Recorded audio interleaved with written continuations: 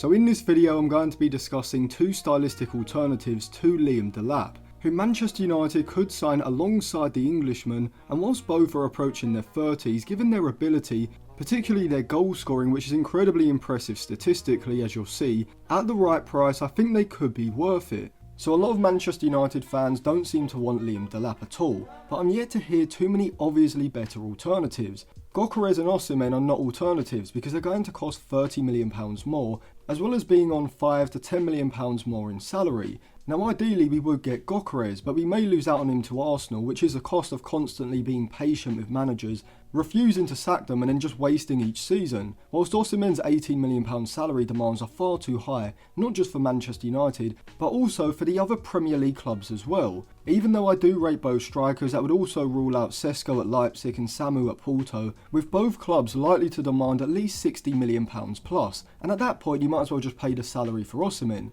And so that's the issue, there really aren't any standout options that tick all the boxes. If you're not paying premium for the elite level strikers, you're going to have to make some concessions somewhere, either with their age profile, their goal scoring output, their play outside of the box, injuries, or just taking some sort of risk on them. But that doesn't mean there aren't any good options at all. But before I carry on with the analysis, if you want to check out any cheap, good quality football jerseys, go over to dragonjersey.com. They sent me over one of their retro shirts, this Manchester United 2006-2007 long sleeved home shirt with Ronaldo 7 on the back, which may be my favourite jersey of all time, with Ronaldo's performance that season making it even more iconic. They've also got other retro and current season jerseys available, and depending on where you live you can get 7 to 12 day delivery time. If you use code Atlantis at checkout you will get a discount for a limited time, so I'll leave it linked in the description and in the comment section below. So if you've watched my Liam Delap tactical analysis video, which I'll leave linked in the eye above, you'll see that I specified that the issue with Delap wasn't actually in the build-up phase when Delap has space to run into in the middle third, and I actually did say that I think both he and Garnacho are perfect for this phase of play. But as I explained in the video, opposition sides can counter this by dropping off and just simply not pressing as high, just as the likes of Forest and Fulham have been doing this season. And against a low defensive block when the space isn't there to run into, Delap becomes a lot less effective. If United have £60 to £65 million to spend on someone like Gyokeres, with around 30 to 35 million of that coming from selling Højlund, then even factoring in wages, United should be able to sign another centre forward alongside Delap, who instead specialises against low defensive blocks, operating in more congested areas in and around the box. It's not that Liam Delap wouldn't be a good signing for United, it's that he's not good enough to be United's only centre-forward signing this summer, which I actually think goes for most of the strikers being mentioned, apart from the likes of Gyokeres and Osimhen, and maybe also Sesko as well. And so I don't necessarily think we need a Delap alternative, but instead a Højlund upgrade. We can use Delap against sides who are going to be consistently pressing us aggressively in our defensive third throughout a match, using his pace, physicality, ball carrying and dribbling to exploit the space in the middle third, and even against top sides when we are reliant on creating through counter-attacking situations. We have still got Xerxes, but he plays a very specialised role in the side, more of a false 9, needing 2 or 3 consistent runners ahead of his deeper movement, but once again inside of the box, against a deep defensive block, he isn't the kind of poacher or aerially dominant target man that you would want, and so he doesn't really solve the issues against deep defensive shapes. But who could be the solution to this issue? Well, there's no perfect option, but a lot of very good options to consider. If you were to factor out age, Sorloth or Schick would be perfect. Both of them are 29, 30 by the end of January 2026, which some people will immediately say no to. However, what many people don't understand is that age isn't actually the problem, it's the overall investment cost according to their age. And so there is a point where the transfer fee and salary would be low enough where it would be worth doing a deal. But in terms of stylistics, Patrick Schick is a classic poacher. Someone who may be one of the best box strikers around when it comes to his offensive instincts, off the ball movement, ability to manipulate the ball quickly to open up a shooting angle, composure and clinical finishing ability when he gets those chances. And his goal scoring output is incredibly impressive, and not just this season, which I'll show you in just a second, but people seem to completely disregard this because he has had seasons like last year where he wasn't a consistent starter, with Xabi Alonso often not even using a recognised striker, despite having Patrick Schick and Victor Boniface, and also in 22-23, where an adductor problem kept him out for most of the season, but that hasn't been a recurring injury for the last 2 seasons, so I wouldn't describe him as injury prone. However, this season and even back in 21-22, his goal scoring output was quite frankly elite. 21-22 he scored 24 goals in 27 Bundesliga games, whilst this season it's 19 in 30 league games and 25 in 44 games in all competitions. But his per 90 metrics over the past 365 days look even more impressive, with him ranking in the 98th percentile for his non-penalty goals with 0.88 per 90, as well as the 94th for his non-penalty XG with 0.62, an overperformance of 0.26 per 90. Goal scoring wise, I think Patrick Schick is probably as good as United could get this summer if Gyokeres and Osimhen aren't attainable. Now, Schick isn't going to contribute significantly through his chance creation, progressive passing, carries or dribbles, but his technical ability when it comes to linking play with his back to goal is pretty good. I'd describe it as efficient and effective. When he was younger he seemed to have a bit more flair, but he seems to have undergone the Robin van Persie transformation of streamlining these qualities to become as effective as possible. See, contrary to the obsession of youth, Robin van Persie really only became elite in 2011 at the age of 28, when in the 2011-2012 season he scored 30 Premier League goals in 38 games for Arsenal, winning the PFA Player of the Year in the process. In 2010-2011 it was 18 goals in 25 games, but prior to that not only had he only played more than 25 Premier League games in just 2 of the previous 6 campaigns, but he'd never scored more than 11 goals in a season,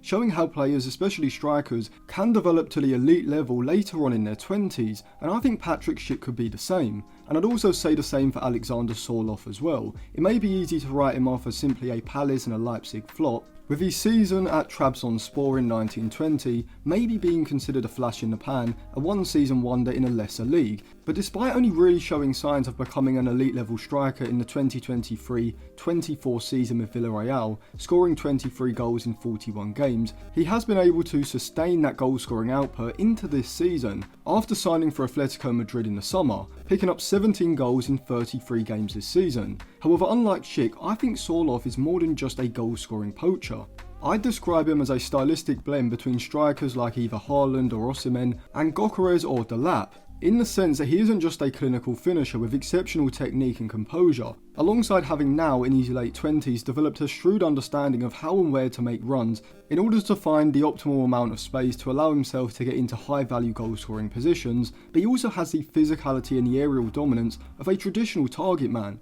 whilst also having a high level of technical ability outside of the box as well, allowing him to progress the ball forward via his ball carrying rather than simply receiving possession and laying it off immediately. Now, from the eye test when it comes to his finishing, I don't know if there are too many strikers around who are as good at taking chances first time. With the aerial threat that he possesses inside of the opposition's box from crossing situations also being something that I've talked about before as being one of the attributes that could make a significant difference to United being able to create and score against deep defensive shapes, a perfect alternative to Liam Delap. His goal scoring output over the past few seasons does look very impressive, but even more when you look at the per 90 metrics in his FB ref report. Over the past 365 days, in the just under 2,000 minutes that he's played, Sorloth ranks in the top 1% of forwards for both his non-penalty goals and his non-penalty XG, scoring at a rate of 0.96 per 90, which in the words of Eni Aluko is almost a goal a game, with his XG over performance of 0.18 per 90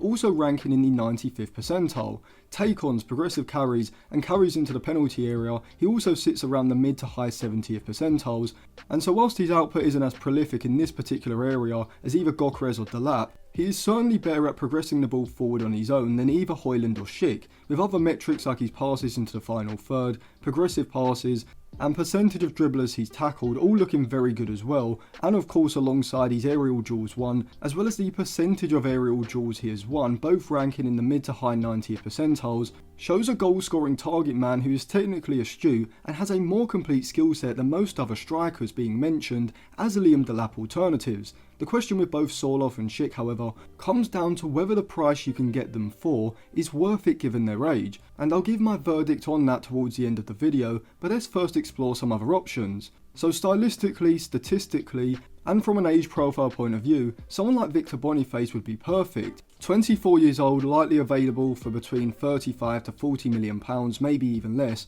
and as both the eye test and his FBref report show, he's as complete a centre forward as you would want. Low to mid 90th percentiles for his non-penalty goals and non-penalty XG, only slightly overperforming his XG, showing that his goal scoring rate should be sustainable, whilst also being just as good when it comes to his ball carrying and his take on metrics as well, which combined with his aerial dominance, and even his progressive passing metrics looking fairly impressive as well, may lead you to ask why he isn't at the top of my list, and it's one word: injuries. Now as you can see, it's really only been from January to April last season, as well as for around 2 months from November to January this season, and so potentially he could be fine, especially with no serious recurring injuries, and he has played 27 games this season, scoring 11 goals, and 34 last season, scoring 21. But considering he hasn't really had a sustained period of producing this sort of output, and also the price being more than what both Liam Delap and Schick would cost, I do think it would be a bit of a risk for United to sign him this summer. Jonathan David is another striker who has been talked about, and he has a lot of interest from both the Premier League and especially Serie A. His contract expires this summer for Lille, but he is demanding a signing on fee of around £12 million from what I can gather, which alongside a reported agent fee of around £8 million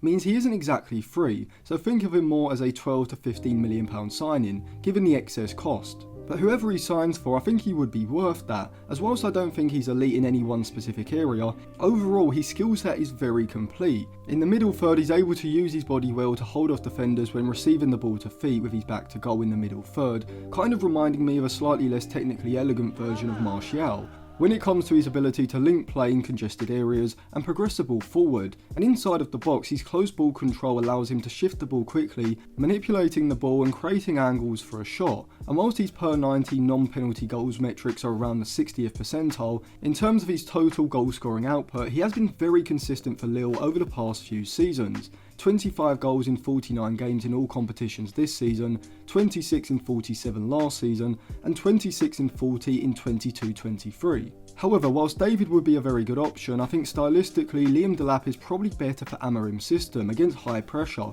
and when being utilised against sides that leave space around their centre-backs in the middle third. And when it comes to the final third against deep defensive blocks, I do think Schick and Sorloth's movement inside of the box, greater clinical finishing, and in particular their aerial ability, does give them the edge, though of course you could argue that David's age profile does make him the more attractive option. You've also got players like Hugo Ekitike, Matteo Retegui, Jonathan Burkhan, Emmanuel Emega, Vlahovic, Moise Kean, Danis Undav, Gonzalo Ramos depending on the price, and maybe someone Premier League proven like Johan Wissa, or players you describe as more stopgap options who could be available for a decent price, maybe Alvaro Morata, Immobile or Taremi. So I'll do a second part covering some of these under the radar options, and another video leading on from my free transfer video on Jonathan Tah, this time on Jonathan David, and then come on to the one for Angel Gomez. But who would I prefer out of Patrick Schick and Alexander Sorloth? Well, if the price wasn't an issue, I'd go for Sorloth, simply because I think he's more complete and has greater aerial threat than Schick. But with Atletico Madrid reportedly demanding £42 million,